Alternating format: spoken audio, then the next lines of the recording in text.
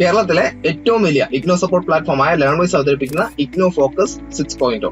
ലേൺവൈസിന്റെ academics and research team നേതൃത്വം നൽകുന്ന IGNOU previous year question paper ultimate analysis 6.0യിലൂടെ IGNOU degree PG പ്രോഗ്രാമുകളുടെ പ്രീവിയസ് ഇയർ ക്വസ്റ്റ്യൻ പേപ്പേഴ്സ് എയും അതുപോലെ തന്നെ മെഷീൻ ലേണിംഗ് അൽഗോരിതംസും യൂസ് ചെയ്തുകൊണ്ട് ഡീറ്റെയിൽ അനാലിസിസ് നടത്തി നിങ്ങളുടെ മുന്നിലേക്ക് എത്തിക്കുന്നു. ഇഗ്നോ ഫോക്കസിന്റെ ഭാഗമായിട്ടുള്ള മുൻകാല ചോദ്യ പേപ്പറുകളുടെ ഡീറ്റെയിൽഡ് അനാലിസിസും പ്രിഡിക്റ്റീവ് ക്വസ്റ്റ്യൻ പേപ്പേഴ്സിന്റെ മോഡൽ ആൻസേഴ്സും അടങ്ങിയിട്ടുള്ള PDF ഫയലുകൾ ലേൺവൈസ് ആപ്പിൽ അതാത് കോഴ്സുകളിൽ ലഭ്യമാണ്. ലേൺവൈസിലെ പ്രോഗ്രാമുകളെ കുറിച്ച് കൂടുതൽ അറിയാൻ എത്രയും പെട്ടെന്ന് വീഡിയോയുടെ ഡിസ്ക്രിപ്ഷൻ ബോക്സ് സന്ദർശിക്കുക. അവിടെ കാണുന്ന നമ്പറിൽ നിങ്ങൾക്ക് വാട്സ്ആപ്പ് വഴിയോ കോൾ വഴിയോ ബന്ധപ്പെടാവുന്നതാണ്. നമ്പർ 7592939616 എന്നതാണ്. സോ പരീക്ഷ എഴുതാൻ പോകുന്ന എല്ലാ ലേണേഴ്സിനും ജൂൺ 2026 അപ്പിയർ ചെയ്യുന്ന എല്ലാ ലേണേഴ്സിനും എന്റെ ഭാഗത്തുനിന്നും ലേൺവൈസിന്റെ ഭാഗത്തുനിന്നും എല്ലാവിധ ആശംസകളും. Hi, welcome to IGNOU focus 6.0. ഇന്ന് നമ്മള് MA psychology first year subject ആയിട്ടുള്ള MPC 004, അതായത് അഡ്വാൻസ് സോഷ്യൽ സൈക്കോളജിയുടെ മുൻകാല ചോദ്യ പേപ്പറിന്റെ അൾട്ടിമേറ്റ് അനാലിസിസ് ആണ് ഡിസ്കസ് ചെയ്യാൻ പോകുന്നത്. അപ്പോ നമുക്ക് അതിലേക്ക് നോക്കാം. നമുക്കറിയാം, നമ്മുടെ ഫസ്റ്റ് ഇയർ MA സൈക്കോളജിയുടെ സബ്ജക്ട് ആണ് അഡ്വാൻസ് സോഷ്യൽ സൈക്കോളജി എന്ന് പറയുന്ന ഒരു സബ്ജക്ട്. നമുക്ക് കുറച്ചും കൂടെ സ്മൂത്ത് ആയിട്ടും അതുപോലെ തന്നെ കുറച്ചുകൂടെ തിയറി ഓറിയന്റഡ് ഒക്കെ ആയിട്ടും നമുക്ക് പോകുന്ന ഒരു പേപ്പറാണ്. അതിന്റെ ഒരു അൾട്ടിമേറ്റ് അനാലിസിസ് ആണ് നമ്മൾ ഇന്ന് ഡിസ്കസ് ചെയ്യാൻ പോകുക. അതായത് ടേം ആൻഡ് എക്സാമിനേഷന്റെ മുന്നോടിയായിട്ട് നമുക്ക് ജസ്റ്റ് ഒരു പ്രിപ്പറേഷൻസും കാര്യങ്ങളൊക്കെ ഒന്ന് സ്മൂത്ത് ചെയ്യിക്കാനും അതുപോലെ തന്നെ ഒരു എഫക്റ്റീവ് ആയിട്ടുള്ള ഒരു സ്ട്രാറ്റജി ഉണ്ടാക്കാനും നമുക്ക് ഈ ഒരു PYQ അൾട്ടിമേറ്റ് അനാലിസിസ് നമ്മളെ ഹെൽപ്പ് ചെയ്യും. അത് നമ്മൾ കൂടുതൽ ഫോക്കസ് ചെയ്ത് പോയി കഴിഞ്ഞു കഴിഞ്ഞാൽ നമുക്ക് കുറച്ചും കൂടെ എന്താ പറയാ, നമ്മളുടെ ഒരു പ്രീവിയസ് ഇയറിന്റെ ക്വസ്റ്റ്യൻ പേപ്പർ ഒക്കെ വെച്ചിട്ട് ഒരു ഡിസ്കഷൻ തന്നെയായിരിക്കും ഇന്നത്തെ ഈ ഒരു സെഷനിൽ ഉണ്ടാവുക.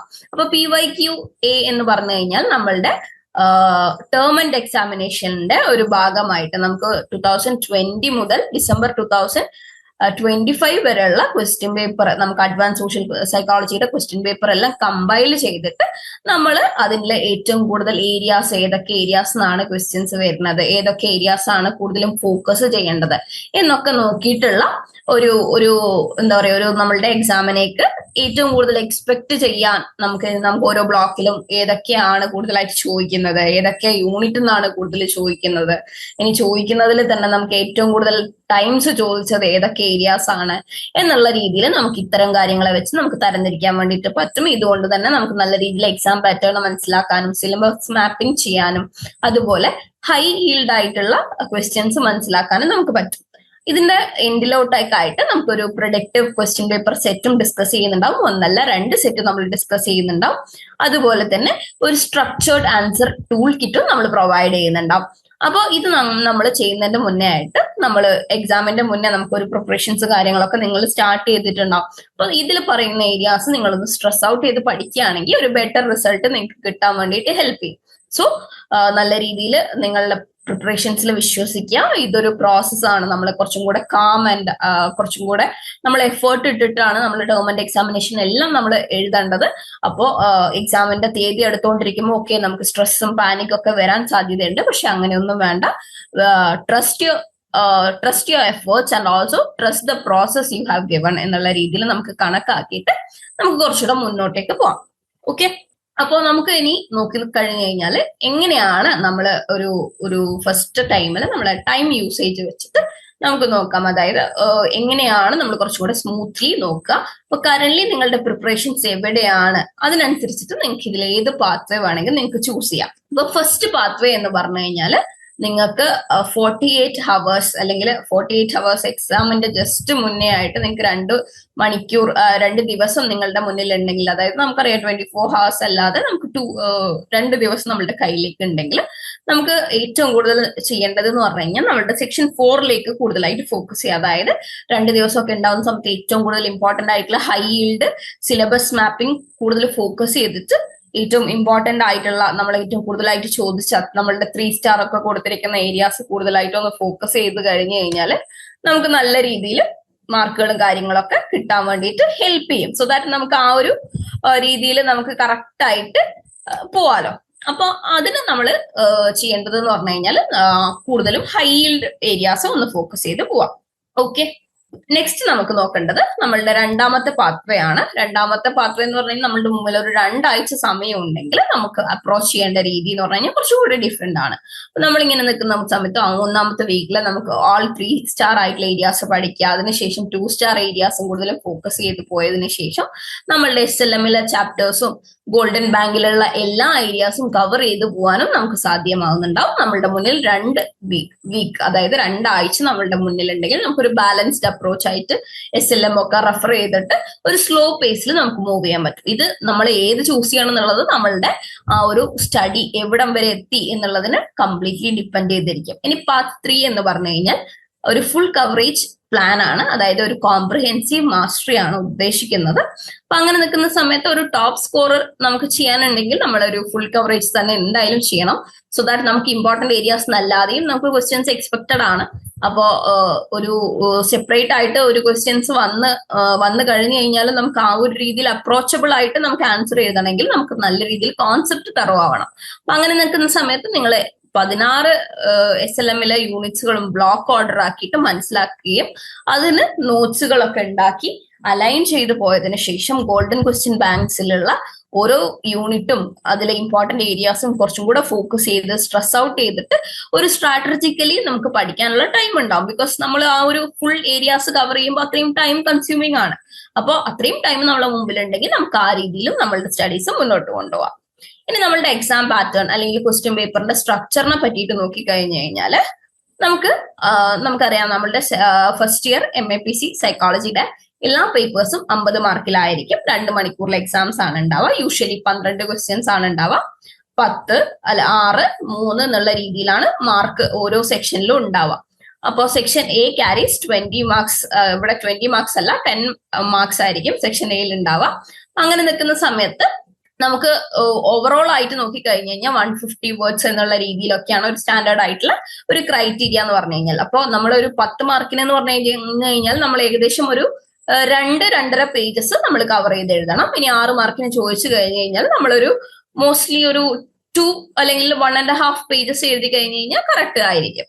അപ്പൊ 10 മാർക്ക് എന്ന് പറഞ്ഞു കഴിഞ്ഞാൽ 2-2.5 എന്ന് പറയുമ്പോൾ 6 മാർക്ക് എന്ന് പറഞ്ഞു കഴിഞ്ഞാൽ നമ്മൾ ഏകദേശം 1-1.25 എന്നുള്ള രീതിയിൽ എഴുതി പോകാൻ വേണ്ടിയിട്ട് മാക്സിമം നോക്കുക. ഇനി 3 മാർക്ക് വന്നു കഴിഞ്ഞാൽ ഒരു ഹാഫ് പേജ് എഴുതാൻ വേണ്ടി നോക്കുക. ഇനി 3 മാർക്കിന് ചോദിക്കുന്ന ഏരിയാസ് ഏതൊക്കെയായിരിക്കും എന്ന് പറഞ്ഞു കഴിഞ്ഞാൽ നമുക്കത് കറക്റ്റ് ആയിട്ട് അതിന്റെ ഒരു ഡെഫിനിഷൻ കൊടുക്കുന്ന രീതിയിലായിരിക്കണം നമ്മൾ എഴുതേണ്ടത്. അതായത് വലിച്ചു നീട്ടിപ്പോയി എഴുതാതെ എന്താണ് ആ ഒരു വാക്ക്, നമുക്ക് ചിലപ്പോൾ ഏതെങ്കിലും ഒരു തിയറി ആയിരിക്കാം അല്ലെങ്കിൽ ഏതെങ്കിലും ഒരു വാക്കായിരിക്കാം, ഫോർ എക്സാമ്പിൾ ട്രൈറ്റ്. അപ്പൊ അതിനെ പറ്റിയിട്ട് നിങ്ങൾ എന്താണ് അതിന്റെ ഒരു ഡെഫിനിഷൻ എന്നുള്ളത് ഭയങ്കര കൺസൈസ് ആയിട്ട് കൊടുക്കാൻ വേണ്ടിയിട്ട് നോക്കാം. ഇനി എക്സാം പേപ്പറിന്റെ ഒരു ബ്ലൂ പ്രിന്റ് എന്ന് പറഞ്ഞു കഴിഞ്ഞാൽ മോസ്റ്റ്ലി സെക്ഷൻ സിയിൽ നമ്മൾ ഷോർട്ട് നോട്ട് ആയിട്ടുള്ള ആൻസേഴ്സ് ആയിരിക്കും ഉണ്ടാവും. 3 മാർക്കിന്റെ ആൻസേഴ്സ് ഉള്ള ഏരിയ ആണ്. പിന്നെ ഏറ്റവും കൂടുതൽ മാർക്ക് ഹയർ സ്കോറിംഗ് മാർക്ക് കിട്ടുക എന്ന് പറഞ്ഞു കഴിഞ്ഞാൽ നമുക്ക് സെക്ഷൻ എന്നും ബിന്നും ആണ്. ടോട്ടലി നോക്കിക്കഴിഞ്ഞു കഴിഞ്ഞാൽ നല്ല മാർക്ക് സെക്യൂർ ചെയ്യേണ്ടത് എന്നും ബിന്നും ഒക്കെ ആയിരിക്കും. സോ സെക്ഷൻ സിയും ഇമ്പോർട്ടന്റ് തന്നെയാണ്, നമ്മളുടെ മാർക്ക് അവിടെ നിന്ന് കിട്ടും. പക്ഷെ ഏറ്റവും കൂടുതൽ ഹയർ മാർക്ക് നമുക്കറിയാലോ 10 മാർക്കിന്റെയും അതുപോലെ തന്നെ 6 മാർക്കിന്റെ ഒക്കെ ഏരിയാസ് ഇമ്പോർട്ടന്റ് തന്നെയാണ്. ഇനി നമുക്ക് ഹൈ ഈൽഡ് സിലബസ് മാപ്പിങ്ങിലോട്ടേക്ക് പോവാം. ഏറ്റവും കൂടുതൽ നമുക്ക് യൂണിറ്റ് കാറ്റഗറൈസ് ചെയ്തിട്ട് നമുക്ക് ഏറ്റവും കൂടുതൽ ടൈമിൽ ക്വസ്റ്റ്യൻസ് ചോദിച്ച ഏരിയാസിനൊക്കെ പറ്റിയിട്ടായിരിക്കും ഇവിടെ ഡിസ്കസ് ചെയ്യുന്നുണ്ടാവുക. അപ്പൊ ഇതിൽ നമ്മൾ ഒരു ടയർ സിസ്റ്റം വെച്ചിട്ടാണ് അനലൈസ് ചെയ്തിരിക്കുന്നത്. ഹൈ ഈൽഡ് ഏരിയ, മീഡിയം, അതുപോലെ തന്നെ ലോ ഈൽഡ് ഏരിയാസ് ഒക്കെ ആയിട്ട് കൊടുത്തിട്ടുണ്ട്. ഹൈ ഈൽഡ് ഏരിയാസ് എന്ന് പറഞ്ഞു കഴിഞ്ഞാൽ മോസ്റ്റ്ലി എല്ലാ നമ്മളുടെ ടേം ആൻഡ് എക്സാമിനേഷനിലും ഭയങ്കര റിപ്പീറ്റഡ്ലി വരുന്ന ഏരിയാസ് ആണ്. ഈ പച്ച കളറിൽ ഹൈ ഈൽഡ് ഏരിയാസ് ആക്കിയിട്ട് 3 സ്റ്റാർ ഒക്കെ കൊടുത്തിരിക്കുന്നത്. അത് ഭയങ്കര ഇമ്പോർട്ടന്റ് ആണ്. നമുക്ക് പാസ് മാർക്ക് കിട്ടാനും അതുപോലെ തന്നെ ഒരു ഒപ്റ്റിമൽ മാർക്കൊക്കെ സെക്യൂർ ചെയ്യാൻ അത്രയും ഇമ്പോർട്ടന്റ് ആയ ഏരിയാസ് ആണ്. ഇനി 2 സ്റ്റാർ കൊടുത്ത മീഡിയം ഈൽഡ് ഏരിയാസ് ആണ്. ഫ്രീക്വന്റ് ആയിട്ട് വരുന്ന ഏരിയാസ് തന്നെയാണ്. പക്ഷെ എന്താ പറയാ, നമ്മൾ എല്ലാ ടേം ആൻഡ് എക്സാമിനേഷൻ സൈക്കിളിലും കണ്ടിട്ടില്ലെങ്കിൽ പോലും ഇമ്പോർട്ടന്റ് ആയിട്ടുള്ള ഒരു സ്കോർ ആ ഏരിയാസിന് കിട്ടും. പിന്നെ ഉള്ളത് 1 സ്റ്റാർ കൊടുത്തിട്ടുണ്ട്. ലോ ഈൽഡ് ഏരിയാസ് ആണ്. അതായത് ഒക്കേഷണലി വരുന്ന കുറച്ച് ഏരിയാസ് ഉണ്ടാവുമല്ലോ, അത്തരം ഏരിയാസിനെയാണ് ലോ ഈൽഡ് ഏരിയാസിൽ കൊടുത്തിരിക്കുന്നത്. അപ്പൊ ആ ഒരു രീതിയിലാണ് നമ്മളുടെ എന്താ പറയാ ബ്ലോക്ക് വൈസില് ഓരോ യൂണിറ്റിലെയും ഓരോ ഏരിയാസിനെ വെച്ചിട്ട് നമ്മൾ ഈ ഒരു സിസ്റ്റം കൊണ്ടുവന്നിരിക്കുന്നത്.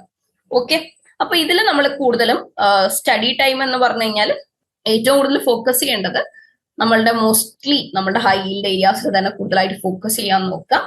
മീഡിയം ഈൽഡും അതുപോലെ തന്നെ ലോ ഈൽഡ് ഏരിയയും കുറച്ചും കൂടെ കമ്പാരിറ്റീവ്ലി കുറച്ച് ടൈം കൺസ്യൂമിങ് ആയിട്ട് അത്ര നമ്മുടെ ഹൈ ഈൽഡ് ഏരിയാസിന് അത്ര കൊടുക്കാതിരിക്കുക. ഏറ്റവും കൂടുതൽ ടൈമും അതുപോലെ തന്നെ ഏറ്റവും കൂടുതൽ ക്വസ്റ്റ്യൻസും എക്സ്പെക്ട് ചെയ്യുന്നത് ഹൈ ഈൽഡ് ഏരിയാസ് തന്നെയാണ്. പക്ഷെ എന്ന് വിചാരിച്ച് ലോ ആയാലും മീഡിയം ഈൽഡ് ഏരിയാസ് ആയാലും അവോയ്ഡ് ചെയ്യരുത്. അത്തരം കോൺസെപ്റ്റുകളെ പറ്റിയിട്ടൊക്കെ നമുക്കൊരു ബോധർ ആയിരിക്കണം. അത് എന്താണ് അതിന്റെ മീനിങ്, അത് എന്താണ് ആ ഒരു തിയറി, ഇപ്പൊ തിയറി ആണെങ്കിൽ അത് എന്താണ് ആ തിയറി, അല്ലെ ആ ഒരു കോൺസെപ്റ്റ് നമ്മൾ കറക്റ്റ് ആയിട്ട് അത്യാവശ്യം നമുക്ക് അത് എഴുതാൻ വേണ്ടിയിട്ട് പറ്റണം. ഇനി നമുക്ക് ബ്ലോക്ക് വൈസ് ആയിട്ടും യൂണിറ്റ് വൈസ് ആയിട്ടും അതിന്റെ ഫ്രീക്വൻസിയും അതുപോലെ തന്നെ ലേറ്റസ്റ്റ് ആയിട്ട് ഏത് എക്സാംസിനാണ് വന്നത് എന്നൊക്കെ നമുക്കൊരു ടയർ സിസ്റ്റം ഒക്കെ വെച്ചിട്ടാണ് ഇവിടെ കൊടുത്തിരിക്കുന്നത്. ഫസ്റ്റ് നമുക്ക് ബ്ലോക്ക് 1 നോക്കാം. Block 1 unit 1 nature and concept of social psychology 8 പ്രാവശ്യം ചോദിച്ചിട്ടുണ്ട്. ലാസ്റ്റ് നമ്മളുടെ ഡിസംബർ എക്സാമിൽ ചോദിച്ച ഏരിയാസ് ആണ് 3 ടയർ ആയിട്ട് കൊടുത്ത, അതായത് ഏറ്റവും ഹൈ ഈൽഡ് ഏരിയ ആണ്. പിന്നെ യൂണിറ്റ് 2 വരുന്ന സോഷ്യൽ കൊഗ്നിഷൻ ആട്രിബ്യൂഷൻ തിയറി ആണ് 10 പ്രാവശ്യം ചോദിച്ചിട്ടുണ്ട്. ലാസ്റ്റ് ഡിസംബറിൽ തന്നെയാണ് വന്നിരിക്കുന്നത്, ഹൈ ഈൽഡ് ഏരിയ ആണ്. പിന്നെ യൂണിറ്റ് 3 വന്നിരിക്കുന്ന മെത്തേഡ്സ് ഓഫ് സോഷ്യൽ സൈക്കോളജി ആണ് 8 പ്രാവശ്യം ചോദിച്ചിട്ടുണ്ട്. ലാസ്റ്റ് ഡിസംബറിൽ തന്നെയാണ് ചോദിച്ചിരിക്കുന്നത്. അതും ഹൈ ഈൽഡ് ആയിട്ടുള്ള ഏരിയാസ് ആണ്. അപ്പൊ ഈ 3 ഏരിയാസും ഹൈ ഈൽഡ് ആയിട്ടുള്ള ഏരിയാസ് ആണ്. ലേറ്റസ്റ്റ് ആയിട്ടുള്ള എക്സാംസിൽ ചോദിച്ചിട്ടുണ്ട്. പിന്നെ വരുന്നത് എന്ന് പറഞ്ഞു കഴിഞ്ഞാൽ യൂണിറ്റ് 4 ബ്ലോക്ക് 1 തന്നെ unit 4 current trends and ethical issues in social സൈക്കോളജിയിൽ എന്ന് പറയുന്ന ഒരു കോൺസെപ്റ്റ് ആണ്. അപ്പൊ അത് 7 പ്രാവശ്യം ചോദിച്ചിട്ടുണ്ട്. ഡിസംബർ 2025 ലാസ്റ്റ് ആയിട്ട് ചോദിച്ചത്. ഇതൊരു മീഡിയം ഈൽഡ് ആയിട്ടുള്ള ഒരു ഏരിയ ആണ്. ഇനി ബ്ലോക്ക് 2 വരുന്ന സമയത്ത് unit 1 the concept of social influence എന്ന് പറയുന്ന ഒരു കോൺസെപ്റ്റ് ഉണ്ട്. അത് ഹൈ ഈൽഡ് ആയിട്ടുള്ള ഏരിയാസ് ആണ്. 9 പ്രാവശ്യം ചോദിച്ചിട്ടുണ്ട്. ഡിസംബർ എക്സാമിനാണ് ലാസ്റ്റ് ആയിട്ട് ചോദിച്ചത്. ആൻഡ് യൂണിറ്റ് 2 വരുന്ന സമയത്ത് പ്രോ സോഷ്യൽ ബിഹേവിയർ ആണ്. ഇത് കഴിഞ്ഞ ജൂണിലാണ് ചോദിച്ചിരിക്കുന്നതെങ്കിൽ പോലും നമുക്ക് എക്സ്പെക്ട് ചെയ്യാൻ പറ്റുന്ന ഒരു ഏരിയ ആണ്. ഇവിടെ ഒരു ടയർ സിസ്റ്റത്തിൽ ഇത് 1 സ്റ്റാർ കൊടുത്തിരുന്നാൽ പോലും എന്താണ് പ്രോ സോഷ്യൽ ബിഹേവിയർ അതിന്നൊക്കെ ക്വസ്റ്റ്യൻസ് വരാൻ സാധ്യതയുണ്ട്. 5 പ്രാവശ്യം ചോദിച്ച ഏരിയ തന്നെയാണ്. ആൻഡ് നെക്സ്റ്റ് വരുന്നത് നമ്മുടെ യൂണിറ്റ് 3 ആണ് ഇന്റർപേഴ്സണൽ അട്രാക്ഷൻ 8 പ്രാവശ്യം ചോദിച്ചിട്ടുണ്ട്. ഇത് ലാസ്റ്റ് ആയിട്ട് വന്നത് 2024 ഡിസംബറിലെ എക്സാമിനാണ്. പക്ഷെ എന്നിരുന്നാൽ പോലും ഇതൊരു ഹയർ ആയിട്ട് നമ്മുടെ ക്വസ്റ്റ്യൻ പേപ്പറിൽ റിപ്പീറ്റഡ്ലി വരുന്ന ഏരിയ തന്നെയാണ്.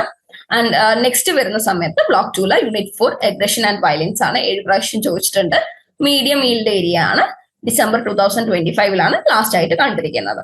നെക്സ്റ്റ് ഡിസംബർ 2025 തന്നെ കണ്ട ഹൈ ഈൽഡ് ഏരിയയിൽ തന്നെ വരുന്നതാണ് ബ്ലോക്ക് 3 യൂണിറ്റ് 1 ആയിട്ടുള്ള ആറ്റിറ്റ്യൂഡ്സ് ആൻഡ് സ്റ്റീരിയോ ടൈപ്സ് 9 പ്രാവശ്യമാണ് വന്നിരിക്കുന്നത്.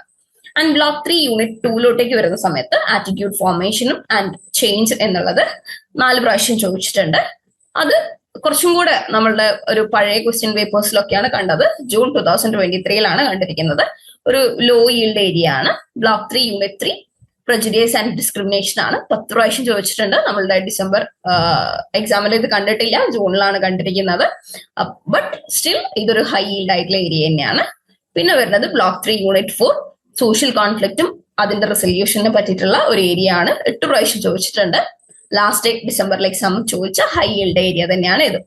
ഇനി നമ്മൾ ബ്ലോക്ക് 4 വരുന്ന സമയത്ത് യൂണിറ്റ് 1 ഇൻട്രൊഡക്ഷൻ ടു ഗ്രൂപ്പ് ഫോർമേഷനും അതിന്റെ ടൈപ്സിനൊക്കെ പറ്റിയിട്ട് പഠിച്ചിട്ടുണ്ട്. അതും ഹൈ ഈൽഡ് ഏരിയ ആണ്.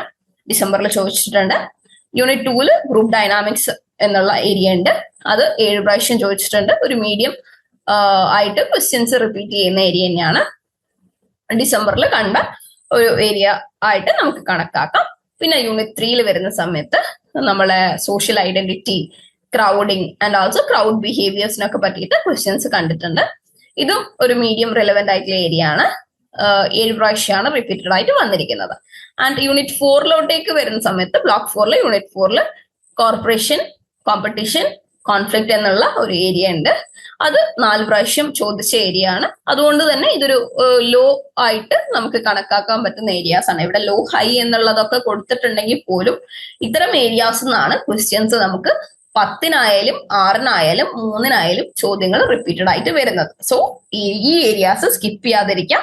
പ്രയോറിറ്റി കൂടിയ അല്ലെങ്കിൽ സ്റ്റാർ കൂടിയ ഏരിയാസ് കുറച്ചും കൂടെ ഫോക്കസ് ചെയ്ത് പോവാം. ഓക്കെ, ഇത് നമ്മളുടെ ഏകദേശം നമ്മളുടെ ഓരോ യൂണിറ്റ് വൈസിന്റെ ഒരു ഹീറ്റ് മാപ്പ് ആയിട്ട് നമുക്ക് വേണമെങ്കിൽ പറയാം. PYQന്റെ ഫ്രീക്വൻസിയും നമ്മളുടെ ഓരോ യൂണിറ്റിന്റെ ഇമ്പോർട്ടൻസ് ഒക്കെയാണ് ഇവിടെ കണ്ടിരിക്കുന്നത്. അപ്പോൾ ഇത് ചെക്ക് ചെയ്തിട്ട് നമുക്ക് ഓരോ യൂണിറ്റിന്റെയും ഒരു നമ്മളുടെ എക്സാമിലോട്ടേക്ക് ഗവൺമെന്റ് എക്സാമിനേഷന്റെ ക്വസ്റ്റ്യൻസിലോട്ടേക്ക് വരുന്ന സമയത്തുള്ള ഇമ്പോർട്ടൻസ് ആണ് ഇവിടെ കൊടുത്തിരിക്കുന്നത്. ഒറ്റ ഗ്ലാൻസിൽ തന്നെ നിങ്ങൾക്ക് ഏത് യൂണിറ്റ് ആണ്, ഏത് ബ്ലോക്കാണ് കൂടുതലായിട്ട് ഫോക്കസ് ചെയ്യേണ്ടത് എന്നൊക്കെ നിങ്ങൾക്ക് മനസ്സിലാവും. ഇനി നമുക്കൊരു യൂണിറ്റ് ഫ്രീക്വൻസി ഓവർവ്യൂ നോക്കി കഴിഞ്ഞു കഴിഞ്ഞാൽ മോസ്റ്റ് റിപ്പീറ്റഡ് ആയിട്ട് വരുന്ന അല്ലെങ്കിൽ ടോപ്പ് 5 മോസ്റ്റ് റിപ്പീറ്റഡ് ടോപ്പിക്സ് വെച്ച് പറഞ്ഞു കഴിഞ്ഞാൽ ഒന്ന് അട്രിബ്യൂഷൻ തിയറി ആൻഡ് എറേഴ്സ് തന്നെയാണ്. അത് 10 പ്രാവശ്യം ചോദിച്ചതായിട്ട് കാണുന്ന ഏരിയ തന്നെയാണ്. പിന്നെ പ്രിജുഡൈസ് ആൻഡ് ഡിസ്ക്രിമിനേഷൻ 10 പ്രാവശ്യം തന്നെ ചോദിച്ചിട്ടുണ്ട്. ആറ്റിറ്റ്യൂഡ്സ് ആൻഡ് സ്റ്റീരിയോ ടൈപ്സും അതുപോലെ തന്നെ group characteristics, formation and group ടൈപ്സിനൊക്കെ പറ്റിയിട്ടുള്ളത്. അതും സോഷ്യൽ ഇൻഫ്ലുവൻസ്, കൺഫോമിറ്റി, കോംപ്ലിയൻസ്, അതുപോലെ തന്നെ ഒബീഡിയൻസ് എന്നുള്ള ഏരിയാസ് ഒക്കെ കുറച്ചും കൂടെ 9 പ്രാവശ്യം ചോദിച്ച ഏരിയാസ് തന്നെയാണ്. അപ്പൊ 10, 9 എന്നൊക്കെ ആണെങ്കിൽ പോലും ഇത്തരം ഏരിയാസ് നമുക്ക് സോഷ്യൽ ഇൻഫ്ലുവൻസിൽ തന്നെ കൺഫോമിറ്റി അതുപോലെ തന്നെ കംപ്ലിയൻസിനൊക്കെ പറ്റിയിട്ട് ഒരുപാട് നമുക്ക് പഠിച്ച് അതിന്റെ കോൺസെപ്റ്റും കാര്യങ്ങളൊക്കെ നമുക്ക് മനസ്സിലായിട്ടുണ്ടാവും. അപ്പൊ അതൊക്കെ നമുക്ക് കറക്റ്റ് ആയിട്ട് ഒരു തിയററ്റിക്കലി ഒരു പേപ്പർ വ്യൂവിലോ അതൊക്കെ എഴുതാൻ വേണ്ടിയിട്ട് മാക്സിമം നോക്കാം. വീട്ടിലിരുന്ന് ഡിഗ്രി PG പഠിക്കാം. ഇന്ത്യയിലെ ഏറ്റവും മികച്ച ഇഗ്നോ സപ്പോർട്ട് പ്ലാറ്റ്ഫോമായ ലേൺവൈസിന്റെ സഹായത്തോടെ രാജ്യത്തെ ഏറ്റവും മികച്ച ഡിസ്റ്റൻസ് എഡ്യൂക്കേഷൻ യൂണിവേഴ്സിറ്റിയായ ഇഗ്നോയിൽ നിന്നും ഡിഗ്രി അല്ലെങ്കിൽ PG നേടാം. കൂടുതൽ വിവരങ്ങൾക്കായി എത്രയും പെട്ടെന്ന് സ്ക്രീനിൽ കാണുന്ന നമ്പറിൽ വാട്സാപ്പ് വഴിയോ കോൾ വഴിയോ ബന്ധപ്പെടുക. ഇനി നമുക്കൊരു ഗോൾഡൻ ക്വസ്റ്റ്യൻ ബാങ്കിലോട്ടേക്ക് പോവാം. ഹൈ പ്രോബബിലിറ്റി ക്വസ്റ്റ്യൻസ് ആണ് നമ്മൾ ഹൈലൈറ്റ് ചെയ്ത് കൊടുത്തത്. അതായത് നമ്മളുടെ എക്സ്പെക്ടഡ് ആയിട്ടുള്ള ക്വസ്റ്റ്യൻസിനെ കമ്പൈൽ ചെയ്തിട്ടൊക്കെയാണ് ഇത്തരം ഏരിയാസിൽ കൊടുത്തിരിക്കുന്നത്. അപ്പൊ നമുക്ക് നോക്കാം. ഫസ്റ്റ് സോഷ്യൽ കോഗ്നിഷൻ ആണ് അട്രിബ്യൂഷൻ തിയറിയിൽ ഒക്കെ പറയേണ്ടത്. അപ്പൊ അതിൽ നിന്ന് ക്വസ്റ്റ്യൻസ് എങ്ങനെയൊക്കെ വരാന്നുള്ളത് elaborate upon the errors involve in attribution, അതല്ലെങ്കിൽ explain attribution theory and its applicability in education, അതല്ലെങ്കിൽ explain Bem's self perception theory, അതല്ലെങ്കിൽ explain impression formation with the help of schemas and prototypes. അപ്പോൾ ഇത്തരം ഏരിയാസും കാര്യങ്ങളൊക്കെ questions വരുന്ന area തന്നെയായിരിക്കും. ഇതിനൊക്കെ answer key അല്ലെങ്കിൽ നമ്മളുടെ ഒരു ബ്ലൂ പ്രിന്റ് ആയിട്ട് കൊടുത്തിരിക്കുന്നതും ഇതിന്റെയൊക്കെ സ്കോർ ഫോർമേഷനും ഒക്കെ നമ്മളുടെ ആപ്പിലുള്ള PYQA ബുക്ക്ലെറ്റിൽ അവൈലബിൾ ആയിരിക്കും. അപ്പൊ ഈ ഒരു നമ്മളുടെ വീഡിയോ കണ്ടതിന് ശേഷം ആപ്പ് തുറന്നിട്ട് ഇതിന്റെ ആൻസേഴ്സ് ഒക്കെ എങ്ങനെയാണ് എഴുതുക, എങ്ങനെയാണ് എഫിഷ്യന്റ്ലി നമുക്ക് ഒരു മാർക്കിംഗ് സിസ്റ്റത്തിൽ ഒരു സ്കോർ നമുക്ക് കുറച്ചും കൂടെ സെക്യൂർ ചെയ്യാൻ എങ്ങനെ പറ്റും എന്നുള്ള രീതിയിൽ അതും കൂടെ ഒന്ന് കമ്പയർ ചെയ്തിട്ട് വേണം നിങ്ങൾ എഴുതാൻ വേണ്ടിയിട്ട്. നെക്സ്റ്റ് എന്ന് പറഞ്ഞു കഴിഞ്ഞാൽ nature and concept of social psychology എന്നാണ്. അപ്പൊ അതൊന്ന് നമുക്ക് discuss the nature and concept of social psychology, describe it scope എന്നുള്ള രീതിയിൽ വരാം. അതല്ലെങ്കിൽ describe the historical development and emergence of modern psychology എന്നുള്ള രീതിയിലോ, അതല്ലെങ്കിൽ describe the inter versus intra approaches to social psychology എന്നുള്ള രീതിയിൽ, അല്ലെങ്കിൽ explain the relationship of social psychology with other disciplines എന്നുള്ള രീതിയിലും നമുക്ക് ക്വസ്റ്റ്യൻസ് വരാം. അപ്പൊ ഇതൊക്കെ നമ്മൾ പഠിക്കുന്ന സമയത്ത് നമ്മളുടെ ബുക്ക്ലെറ്റിലുള്ള ആ ഒരു ആൻസർ കീയും വെച്ചിട്ട് നിങ്ങളൊന്ന് പഠിച്ചു കഴിഞ്ഞു കഴിഞ്ഞാൽ ഇത്തരം ക്വസ്റ്റ്യൻസ് വന്നു കഴിഞ്ഞാൽ എന്തൊക്കെ എങ്ങനെയൊക്കെ എഴുതണം എന്നുള്ള കറക്റ്റ് ഒരു ഐഡിയ നിങ്ങൾക്ക് കിട്ടാൻ വേണ്ടിയിട്ട് ഹെൽപ്പ് ചെയ്യും. പിന്നെ മെത്തേഡ്സ് ഓഫ് സോഷ്യൽ സൈക്കോളജി എന്നുള്ള രീതിയിൽ ഉള്ള ഒരു ഭാഗത്തുനിന്ന് discuss the methods of analysis in social psychological research, define and describe ethnography, elucidate the characteristics, methods and steps of ethnographic method, അതല്ലെങ്കിൽ discuss the experimental and quasi experimental methods, elucidate the threats to validity in experimental research എന്നുള്ള രീതിയിലും questions ചോദിക്കാവുന്നതാണ്. ഇനി the concept of social influence എന്നുള്ള രീതിയിൽ നമുക്കൊരു questions ആ ഒരു പാർട്ടിൽ എങ്ങനെയൊക്കെ വരാം എന്നുള്ളത് നോക്കാം. ഒന്ന്, discuss the concept of conformity, explain the factors found to increase conformity with the help of Asch experiment. പിന്നെ ഉള്ളത് എന്ന് പറഞ്ഞു കഴിഞ്ഞാൽ explain the principles and strategies of compliance, discuss Cialdini's principle. പിന്നെ ഉള്ളത് discuss obedience and the factors that increase obedience. അപ്പൊ ഇത്തരം areas questions recurrent ആയിട്ട് വരുന്ന ഏരിയാസ് തന്നെയാണ് ഇപ്പൊ ഈ പ്രാവശ്യം നമുക്ക് എക്സ്പെക്ട് ചെയ്യാം. പിന്നെ ഇന്റർപേഴ്സണൽ അട്രാക്ഷനെ പറ്റിയിട്ടുള്ള ഏരിയാസ് ആണെങ്കിൽ describe the factors responsible for interpersonal attraction, അതല്ലെങ്കിൽ നമ്മളുടെ explain Heider's balance theory in the context of interpersonal relationship, അതല്ലെങ്കിൽ describe the different aspect of similarity in interpersonal attraction എന്നുള്ള രീതിയിലും ക്വസ്റ്റ്യൻസ് ചോദിക്കാവുന്നതാണ്. ഓക്കെ, ഇനി നമുക്ക് അടുത്തത് എന്ന് പറഞ്ഞു കഴിഞ്ഞാൽ ആറ്റിറ്റ്യൂഡ്സ് ആൻഡ് സ്റ്റീരിയോ ടൈപ്സ് ആണ്. ആറ്റിറ്റ്യൂഡ്സ് ആൻഡ് സ്റ്റീരിയോ ടൈപ്പ് എന്നുള്ള ഏരിയയിൽ നമുക്ക് ക്വസ്റ്റ്യൻസ് വരാൻ സാധ്യതയുള്ള എന്തൊക്കെ ഏരിയാസ് എന്ന് നോക്കാം. ഡിസ്കസ് നമ്മളുടെ ഒരു മെയിൻ ക്യാരക്ടറിസ്റ്റിക്സ് ഓഫ് സ്റ്റീരിയോ ടൈപ്പും അല്ലെങ്കിൽ അതിന്റെ ഡെവലപ്മെന്റിന്റെയും മെയിൻ്റനൻസിനെ പറ്റിയിട്ടൊക്കെ ക്വസ്റ്റ്യൻസ് യൂഷ്വലി കാണാറുണ്ട്. അതുപോലെ describe the characteristics of attitude, അതുപോലെ explain the difference between attitude and belief എന്നുള്ള രീതിയിൽ ക്വസ്റ്റ്യൻസ് കാണാറുണ്ട്. അതല്ലെങ്കിൽ നമുക്ക് ചോദിക്കാൻ പറ്റുന്ന ഏരിയാസ് ആണ് discuss the theories of attitude organisation എന്നുള്ള ഏരിയാസിനൊക്കെ ക്വസ്റ്റ്യൻസ് ചോദിക്കാം. ഓക്കെ, നമുക്ക് നെക്സ്റ്റ് വരുന്ന ഒരു ഏരിയ ആണ് prejudice ആൻഡ് ഡിസ്ക്രിമിനേഷൻ. ഈ ഒരു പാർട്ടിൽ നിന്ന് നമുക്ക് discuss the development and maintenance of prejudice, describe the methods of reducing prejudice and discrimination, അല്ലെങ്കിൽ discuss the various manifestation of prejudice. അതല്ലെങ്കിൽ അതിന്റെ കൂടെ തന്നെ ചോദിക്കാൻ പറ്റുന്ന ഒരു ഏരിയ ആണ് describe the methods of reducing prejudice and discrimination. ഇതല്ലെങ്കിൽ നമുക്ക് ക്യാരക്ടറിസ്റ്റിക്സ് ഓഫ് prejudice അല്ലെങ്കിൽ ടൈപ്സ് ഓഫ് prejudice എന്നുള്ള രീതിയിൽ ക്വസ്റ്റ്യൻസ് ചോദിച്ചതായിട്ട് കണ്ടിട്ടുണ്ട്. ഇനി നമുക്ക് നമ്മളുടെ ഒരു ഗ്രൂപ്പ്, നമ്മുടെ ലാസ്റ്റ് ഒരു ബ്ലോക്കിൽ നിന്ന് വരുന്ന ക്വസ്റ്റ്യൻസിനെ പറ്റിയിട്ട് നോക്കാം. Discuss the characteristics and important features of group, അല്ലെങ്കിൽ ടൈപ്സ് ഓഫ് ഗ്രൂപ്പ്സിനെ പറ്റിയിട്ടും അതിന്റെ റൂൾസ് എന്തൊക്കെയാണ് ഗ്രൂപ്പിനെ ഗവേൺ ചെയ്യുന്നതിനെ പറ്റിയിട്ടും, 5 stages and theories of group formation എന്നുള്ള രീതിയിലൊക്കെ ക്വസ്റ്റ്യൻസ് ചോദിച്ചതായിട്ട് നമുക്ക് എക്സ്പെക്ട് ചെയ്യാനും സാധ്യതയുള്ള ഏരിയാസ് തന്നെയാണ്. ഇനി current trends and ethical issues, അതായത് ഒരു അപ്ലിക്കേഷൻ രീതിയിൽ നമ്മളുടെ കറന്റ് ആയിട്ടുള്ള ഒരു സോഷ്യൽ സൈക്കോളജിന്റെ സ്റ്റാൻഡിനെ ഒക്കെ പറ്റിയിട്ട് ചോദിക്കുന്ന ഏരിയ ആണ്. അപ്പൊ ഇവിടെ application of social psychology in population health, എൻവയൺമെന്ററി ആൻഡ് ഇൻഡസ്ട്രി എന്നുള്ള രീതിയിൽ ക്വസ്റ്റ്യൻസ് ചോദിക്കാം. അതല്ലെങ്കിൽ ethical issues in social psychological റിസർച്ചിൽ നമുക്ക് ഇമ്പോർട്ടന്റ് ആയിട്ടുള്ള ഏരിയ തന്നെയും, അതുപോലെ തന്നെ ക്വസ്റ്റ്യൻസ് റിപ്പീറ്റഡ് ആയി ചോദിക്കുന്ന ഏരിയാസ് തന്നെയാണ്.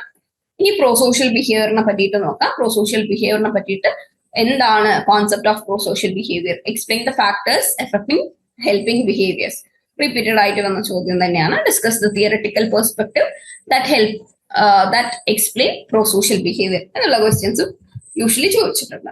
ഇനി നമ്മൾ 2 പ്രെഡിക്റ്റീവ് സെറ്റ്സ് ഓഫ് ക്വസ്റ്റ്യൻ പേപ്പറിനെ പറ്റിയിട്ട് നോക്കുന്നുണ്ടാവും. ഒരു മോക്ക് ക്വസ്റ്റ്യൻ പേപ്പർ ആണ്. നിങ്ങൾക്ക് ഇത്രയും കോൺസെപ്റ്റുകൾ നിങ്ങൾ സ്വന്തമായി പഠിച്ചതിന് ശേഷം ഇത്തരം ഏരിയാസ് നമ്മൾ ഇനി തരുന്ന 2 ക്വസ്റ്റ്യൻ പേപ്പേഴ്സ് സ്വന്തമായിട്ടൊന്ന് ചെയ്ത് നോക്കാം. ഇതിന്റെ കംപ്ലീറ്റ് ആൻസർ കീ നമ്മൾ ആപ്പിൽ അവൈലബിൾ ആയിട്ടുണ്ടാവും. വൺസ് നിങ്ങൾ ഈ ഒരു ക്വസ്റ്റ്യൻസിന് ആൻസർ സ്വന്തമായിട്ട് അറ്റൻഡ് ചെയ്യാൻ വേണ്ടിയിട്ട് ശ്രമിച്ചതിന് ശേഷം നിങ്ങൾ എഴുതിയ ആൻസേഴ്സും നമ്മളുടെ ആപ്പിൽ നമ്മൾ കൊടുത്തിരിക്കുന്ന ആൻസേഴ്സും തമ്മിൽ വെച്ചൊന്ന് കമ്പയർ ചെയ്യുക. ഏതൊക്കെ പോയിന്റ്സ് ആണ് നിങ്ങൾ മിസ് ഔട്ട് ചെയ്തത്, അല്ലെങ്കിൽ നിങ്ങൾക്ക് ഇൻ അഡീഷൻ ആയിട്ട് എന്തെങ്കിലും ആഡ് ചെയ്യാനുണ്ടോ എന്നുള്ളതൊക്കെ നിങ്ങൾക്ക് ആ രീതിയിൽ മനസ്സിലാവും. ഇനി ഫസ്റ്റ് സെറ്റ് നോക്കി കഴിഞ്ഞാൽ set A high probability paper ആണ്. നമ്മൾ റാൻഡംലി കുറച്ച് എടുത്തതല്ല, നമ്മൾ കൂടുതലും ഫോക്കസ് ചെയ്തത് ഏറ്റവും കൂടുതലായിട്ട് ഹൈയുടെ ഏരിയാസ് ഒക്കെ വെച്ചിട്ടാണ് നമ്മൾ ഈ ഒരു ക്വസ്റ്റ്യൻ പേപ്പർ ഉണ്ടാക്കിയിരിക്കുന്നത്. ഫസ്റ്റ് എന്ന് പറഞ്ഞു കഴിഞ്ഞാൽ നമുക്ക് നോക്കേണ്ടത് 2 മണിക്കൂറിൽ 50 മാർക്കിന്റെ എക്സാം ആണ്. സെക്ഷൻ എയിൽ എന്ന് പറഞ്ഞു കഴിഞ്ഞാൽ റൈറ്റ് എനി 450 വേർഡ്സ് എന്നുള്ള രീതിയിലൊക്കെയാണ് കൊടുത്തിരിക്കുന്നത്. അപ്പോ അങ്ങനെ നിൽക്കുന്ന സമയത്ത് 450 വേർഡ്സ് ആയിട്ട് നിങ്ങൾക്ക് ഉണ്ടാവില്ല. നിങ്ങൾക്ക് ഉണ്ടാവുക എന്ന് പറഞ്ഞു കഴിഞ്ഞാൽ 150, 200 എന്നുള്ള രീതിയിലൊക്കെയാണ് മാക്സിമം പോകത്തുള്ളൂ.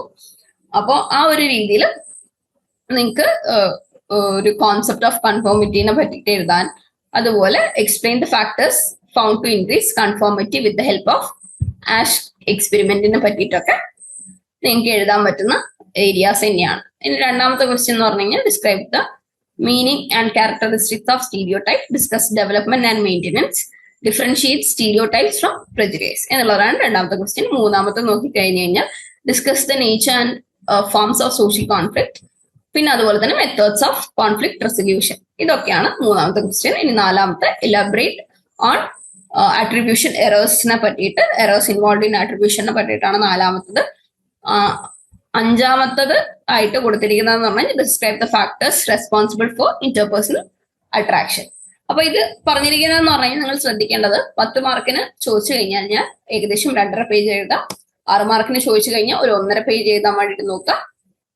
ഇനി നിങ്ങൾക്ക് 3 മാർക്കിനാണെങ്കിൽ ഒരു 1/2 പേജ് എങ്കിലും എഴുതാം. അപ്പൊ ഇതൊക്കെ മിനിമം ആയിട്ടുള്ള ഒരു പേപ്പർ കൗണ്ട് ആണ് പറഞ്ഞത്. മാക്സിമം ഇതല്ല, മാക്സിമം നിങ്ങൾക്ക് എഴുതുന്നതിനനുസരിച്ച് പോവാം. മിനിമം ഇത്രയും അവർ എക്സ്പെക്ട് ചെയ്യുന്നുണ്ടാവും. ഓക്കെ, ഇനി ആറാമത്തത് എന്ന് പറഞ്ഞു കഴിഞ്ഞാൽ describe the factors responsible for interpersonal attraction. 7 methods of reducing prejudice and discrimination. 8 explain the role of communication and cohesion in group dynamics. 9 discuss the nature and types of aggression. അതും important ആയിട്ടുള്ള ഒരു area തന്നെയാണ് nature and types of aggression എന്ന് പറയുന്നത്. ഇനി section സിയിലോട്ടേക്ക് വരുന്ന സമയത്ത് നമുക്ക് ഏതെങ്കിലും രണ്ടെണ്ണം എഴുതിയാൽ മതി. 3 മാർക്കുള്ള ഒരു രീതിയിലാണ് ഉണ്ടാവുക. അപ്പൊ ഇതെന്ന് പറഞ്ഞു കഴിഞ്ഞാൽ ഒരു എത്നോഗ്രാഫിക് മെത്തേഡ്. എന്താണ് എത്നോഗ്രാഫിക് മെത്തേഡ് എന്നുള്ളത്? അതല്ലെങ്കിൽ എംപതി, ആൽട്രൂയിസം, ഹൈപ്പോത്തസിസിനെ പറ്റിയിട്ടും ലോബോൾ ടെക്നിക്കിനെ പറ്റിയിട്ടൊക്കെ എഴുതാനൊക്കെയാണ് ഇവിടെ കൊടുത്തിരിക്കുന്നത്. ഇനി സെക്ഷൻ ബിയിലോട്ടേക്ക് നോക്കിക്കഴിഞ്ഞു കഴിഞ്ഞാൽ ഒരു പെട്ടെന്ന് നിങ്ങൾ ഒരു ക്വസ്റ്റ്യൻ പേപ്പർ ചെയ്തതിനു ശേഷം ഈ ഒരു ക്വസ്റ്റ്യൻ പേപ്പറും കൂടെ ചെയ്ത് കഴിഞ്ഞാലാണ് നിങ്ങൾക്ക് കംപ്ലീറ്റ്ലി ഈ ഒരു പേപ്പർ കംപ്ലീറ്റ്ലി നമ്മൾ ഒരു പഠിച്ച് ഒരു 100% ആയി എന്ന് നമുക്ക് പറയാൻ വേണ്ടിയിട്ട് പറ്റും. ഇതിലും സെക്ഷൻ എയിൽ വരുന്നത് കുറച്ച് ഏരിയാസ് ആണ്. അപ്പൊ ഇതിൽ ഏതെങ്കിലും 2 എഴുതിയാൽ മതി. Describe the historical and development of modern social psychology. ഇത് എങ്ങനെയാണ് സോഷ്യൽ സൈക്കോളജി വന്നത്, അതിന്റെ ഹിസ്റ്ററി എന്താണ്, കറന്റ്ലി സോഷ്യൽ സൈക്കോളജി എവിടെ എത്തുന്നു എന്നൊക്കെ നമുക്ക് ആ ഒരു രീതിയിൽ പറയാം. രണ്ടാമത്തേന്ന് പറഞ്ഞു കഴിഞ്ഞാൽ nature and causes of aggressive behaviour, അതുപോലെ തന്നെ ഏതൊക്കെ രീതിയിലാണ് അഗ്രഷൻ മെഷർ ചെയ്യുന്നത് എന്നുള്ളതാണ് രണ്ടാമത്തത്. മൂന്നാമത്തത് എന്ന് പറഞ്ഞു കഴിഞ്ഞാൽ discuss the development and maintenance of prejudice, അതുപോലെ തന്നെ ഏതൊക്കെ മെത്തേഡ്സ് ആണ് പ്രെജുഡൈസും ഡിസ്ക്രിമിനേഷനും റെഡ്യൂസ് ചെയ്യാൻ ഹെൽപ്പ് ചെയ്യുന്ന കുറെ കാര്യങ്ങൾ. അതൊക്കെയാണ് മൂന്നാമത്തേല്. നാലാമത്തേല് എന്ന് പറഞ്ഞു കഴിഞ്ഞാൽ എന്താണ് ക്രൗഡ് ബിഹേവിയർ, അതുപോലെ തന്നെ ക്രൗഡ് ബിഹേവിയറിനെ പറ്റിയിട്ടുള്ള തിയറീസിനെയും ഡിസ്കസ് ചെയ്യുന്ന ഒരു ക്വസ്റ്റ്യൻ ആണ്. ഇനി സെക്ഷൻ ബിയിലോട്ടേക്ക് വരുന്ന സമയത്ത് 4 ക്വസ്റ്റ്യൻസ് നമുക്ക് എഴുതാം. അതിൽ 6 മാർക്ക് ഈച്ചാണ് ഉണ്ടാവുക. അതിൽ ഒന്നാമത്തെ ക്വസ്റ്റ്യൻ അല്ലെങ്കിൽ നമ്മളുടെ ടോട്ടൽ നോക്കിക്കഴിഞ്ഞ് കഴിഞ്ഞാൽ 5ാമത്തെ ക്വസ്റ്റ്യൻ എന്ന് പറഞ്ഞു കഴിഞ്ഞാൽ explain attribution theory and its application in education. 6ാമത്തെ എന്ന് പറഞ്ഞു കഴിഞ്ഞാൽ discuss the factors of attitude formation. 7 explain the types and role cooperation. 8 discuss ethical issues involve in psychological research, social psychological റിസർച്ചിലുള്ള ഇഷ്യൂസിനെ പറ്റിയിട്ടാണ് 8ാമത്തേൽ ചോദിക്കുന്നത്. 9ാമത്തേൽ എന്ന് പറഞ്ഞു കഴിഞ്ഞാൽ 5 സ്റ്റേജസ് ഓഫ് ഗ്രൂപ്പ് ഫോർമേഷനും അതുപോലെ തന്നെ തിയറീസ് ഓഫ് ഗ്രൂപ്പ് ഫോർമേഷനും പറ്റിയിട്ട് നമുക്ക് അവിടെ ഉണ്ടാവും.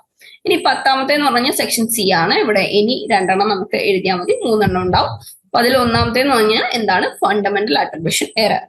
ഇനി രണ്ടാമത്തത് അല്ലെങ്കിൽ നമ്മളുടെ ടോട്ടൽ നോക്കിക്കഴിഞ്ഞാൽ 11ാമത്തത് നോർമേറ്റീവ് സോഷ്യൽ ഇൻഫ്ലുവൻസ് എന്താണ്, 12 സോഷ്യൽ ഐസൊലേഷൻ എന്താണ്. അപ്പൊ ഇതിൽ ഏതെങ്കിലും 2 എഴുതിയാൽ മതി. ഇത് എന്താണ് അതിന്റെ ഡെഫിനിഷൻ കറക്റ്റ് ആയിട്ട് കൊടുക്കാൻ വേണ്ടിയിട്ട് നോക്കാം.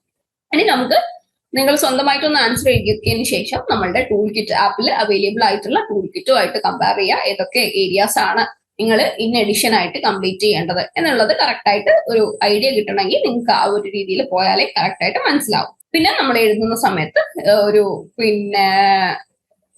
എസ് എ ക്വസ്റ്റ്യൻ ആയാലും നമ്മളുടെ ഒരു 6 മാർക്കിന്റെ ക്വസ്റ്റ്യൻ ഒക്കെ ആയാൽ പോലും നമ്മൾ ചെയ്യേണ്ടതെന്ന് പറഞ്ഞു കഴിഞ്ഞാൽ പ്രത്യേകിച്ച് 10 മാർക്കിനും 20 മാർക്കിനും ഒക്കെ നമുക്ക് ഏതെങ്കിലും എക്സാംസ് വരുന്ന സമയത്തോ അല്ലെങ്കിൽ നമ്മളുടെ ഇപ്പോഴത്തെ ഫസ്റ്റ് ഇയറിൽ നമുക്ക് 10 മാർക്കിനുള്ള ക്വസ്റ്റ്യൻസ് ഒക്കെ വന്നു കഴിഞ്ഞാൽ ഫസ്റ്റ് ഒരു ഇൻട്രോ സെന്റൻസ് കൊടുക്കുക. ഒരു 2-3 സെന്റൻസ് എന്താണ് ഒരു കീ കോൺസെപ്റ്റിനെ പറ്റിയിട്ടും എക്സ്പ്ലെയിൻ വൈ ഇറ്റ് മാറ്റേഴ്സ് എന്നുള്ളതും അതുപോലെ തന്നെ അതിന്റെ സ്കോപ്പും കറക്റ്റ് ആയിട്ട് എഴുതാൻ വേണ്ടിയിട്ട് നോക്കാം. പിന്നെ ബോഡിയാണ് നോക്കേണ്ടത്. 4 to 6 ഡിസ്റ്റിങ് പോയിന്റ്സും അതിന്റെ ടൈപ്സും ബ്രീഫ് ആയിട്ടുള്ള എക്സ്പ്ലനേഷൻസും അതിന്റെ ടോപ്പിക്സ്, സെന്റൻസസ്, സബ് ഹെഡിങ്സ് എല്ലാം ഇൻക്ലൂഡ് ചെയ്തിട്ടുള്ള ഒരു ബോഡി നമ്മൾ ക്രിയേറ്റ് ചെയ്യാൻ വേണ്ടിയിട്ട് നോക്കാം. അതിനുശേഷം നമുക്ക് കൺക്ലൂഷനും കൊടുക്കണം. അതായത് നമ്മൾ കുറച്ചും കൂടെ ഇതിന്റെ കറക്റ്റ് ആയിട്ടുള്ള സിഗ്നിഫിക്കൻസ്, ക്രിറ്റിസിസം, അതിന്റെ ഇംപ്ലിക്കേഷൻസ് എന്നുള്ള രീതിയിലൊക്കെ കൊടുത്തിട്ടാണ് കൺക്ലൂഡ് ചെയ്യേണ്ടത്. ഓക്കെ. ഇനി സ്ട്രക്ചറിങ് നമ്മളുടെ ഒരു theory and discussion of answers നോക്കി കഴിഞ്ഞു കഴിഞ്ഞാൽ തിയറി ബേസ്ഡ് ആയിട്ടുള്ള ക്വസ്റ്റ്യൻസ് ചോദിച്ചു കഴിഞ്ഞു കഴിഞ്ഞാൽ ഏതെങ്കിലും തിയറിനെ പറ്റി ചോദിച്ചു കഴിഞ്ഞാൽ ആരാണ് ഡിഫൈൻ ചെയ്തത്, എപ്പോഴാണ് ഡിഫൈൻ ചെയ്തിരിക്കുന്നത്, എന്താണ് ആ ഒരു തിയറിയിൽ പറഞ്ഞിരിക്കുന്നത് എന്നാണ് നിങ്ങൾ ഫസ്റ്റ് പ്രയോറിറ്റൈസ് ചെയ്യേണ്ടത്. അതിനുശേഷം കോർ കമ്പോണൻസ് ആയിട്ടുള്ള എന്തെങ്കിലും കാര്യങ്ങളുണ്ടോ അല്ലെങ്കിൽ സ്റ്റേജസ് ആയിട്ടുണ്ടോ, അത്തരം കാര്യങ്ങൾ നമ്മൾ SLMൽ ഇത്തരം കാര്യങ്ങൾ പറഞ്ഞിട്ടുണ്ടോ എന്നുള്ളത് നോക്കാം. എന്നിട്ട് അതിന്റെ പ്രാക്ടിക്കൽ ആപ്ലിക്കേഷൻസും കാര്യങ്ങളും അഡ്രസ് ചെയ്യാം. അതിനുശേഷം ലിമിറ്റേഷൻസും ക്രിറ്റിസിസവും കാര്യങ്ങളൊക്കെ നോക്കുക. എന്നിട്ട് കറന്റ്ലി ആ ഒരു തിയറി ആയിട്ടുള്ള റിലേറ്റഡ് തിയറീസ് ഉണ്ടോ അല്ലെങ്കിൽ ഒരു മോഡേൺ പ്രാക്ടീസുമായിട്ട് ആ തിയറി എങ്ങനെയാണ് ബന്ധിപ്പിട്ടിരിക്കുന്നത് എന്നുള്ള കാര്യങ്ങൾ നോക്കാം. ഇനി നിങ്ങൾ ക്വസ്റ്റ്യൻ പേപ്പറിൽ എക്സ്പ്ലെയിൻ വേഴ്സസ് ഡിസ്കസ് എന്നുള്ള രീതിയിൽ ക്വസ്റ്റ്യൻസ് വന്നു കഴിഞ്ഞു കഴിഞ്ഞാൽ ഡിസ്കസ് എന്ന് പറഞ്ഞു കഴിഞ്ഞാൽ ബാലൻസ്ഡ് അനാലിസിസ് ആണ് അവർ എക്സ്പെക്ട് ചെയ്യുന്നത്. പ്രസന്റ് അല്ലെങ്കിൽ മൾട്ടിപ്പിൾ പെർസ്പെക്റ്റീവിലുള്ള പ്രോസ്, കോൺസ്, ട്രേഡ് ഓഫ്സ് കാര്യങ്ങളൊക്കെയാണ് നോക്കുന്നത്. ഇനി എക്സ്പ്ലെയിൻ എന്നുള്ള രീതിയിലാണെങ്കിൽ ഡെപ്ത് ആൻഡ് ക്ലാരിറ്റി ആണ് അവർ സീക്ക് ചെയ്യുന്നത്. അപ്പൊ ബ്രേക്ക് കമ്പണന്റ് ആയിട്ട് കുറച്ചുകൂടെ ബ്രേക്ക് ചെയ്യാം. അതുപോലെ തന്നെ എങ്ങനെയാണ് അത് ഇന്റർ കണക്ട് ചെയ്തിരിക്കുന്നത് എന്നുള്ളത് നോക്കാം. അതുപോലെ തന്നെ ഒരിക്കലും ആ ഒരു ഡിസ്കസ് എന്നുള്ളത് കറക്റ്റ് ആയിട്ടുള്ള ഒരു അക്നോളജ്ഡ് ട്രേഡ് ഓഫ് ആയിട്ട് നിങ്ങൾ കണക്കാക്കരുത്. അതുപോലെ തന്നെ കുറച്ചും കൂടെ ബ്രീഫ് ആക്കിയിട്ട് കോൺസെപ്റ്റുകൾ എഴുതാതിരിക്കാം. ഡിസ്കസ് ആൻഡ് എക്സ്പ്ലെയിൻ എന്നുള്ള രീതിയിൽ 2 വന്നു കഴിഞ്ഞാൽ. ഇനി ടൈം മാനേജ്മെന്റ് ഭയങ്കര രീതിയിൽ ഇമ്പോർട്ടന്റ് ആയിട്ടുള്ള ഒരു കാര്യം തന്നെയാണ്. എല്ലാ ക്വസ്റ്റ്യൻസും കറക്റ്റ് ആയിട്ട് വായിക്കാം. ആദ്യം ക്വസ്റ്റ്യൻ പേപ്പർ കിട്ടി കഴിഞ്ഞാൽ ഫസ്റ്റ് 5 minutes തന്നെ എല്ലാ ആൻസേഴ്സും ഏതാണ് എഴുതുന്നത് എന്നുള്ളത് ക്വസ്റ്റ്യൻസ് സെലക്ട് ചെയ്ത് വെക്കാം. പിന്നെ 30 minutes എന്ന് പറഞ്ഞു കഴിഞ്ഞാൽ ഓരോ ആൻസേഴ്സും അതിന്റെ ഇൻട്രൊഡക്ഷൻ, ബോഡി, അതിന്റെ കൺക്ലൂഷൻ എന്നുള്ള രീതിയിൽ നിങ്ങളുടെ റൈറ്റിംഗ് സ്പീഡിനനുസരിച്ചിട്ട് നിങ്ങൾക്ക് ഇത് ഓൾട്ടർ ചെയ്ത് മാറ്റാം. അതുപോലെ തന്നെ ലാസ്റ്റത്തെ ഒരു 6 minutes നിങ്ങൾ ഒരു ഏതെങ്കിലും ഏരിയാസോ കറക്ഷൻസോ മിസ്സിംഗ് വേർഡ്സോ സബ് ഹെഡിങ്സോ ആഡ് ചെയ്യണമെങ്കിൽ നിങ്ങൾക്ക് കൊടുക്കാം. അതിനുശേഷം ലാസ്റ്റത്തെ ഒരു 15 വേണ്ട, ഒരു 10 to 5 minutes എങ്കിലും നിങ്ങൾ അറ്റ്ലീസ്റ്റ് നിങ്ങളുടെ ആൻസേഴ്സ് ഒന്ന് റിവ്യൂ ചെയ്യാൻ വേണ്ടിയിട്ട് എടുക്കണം.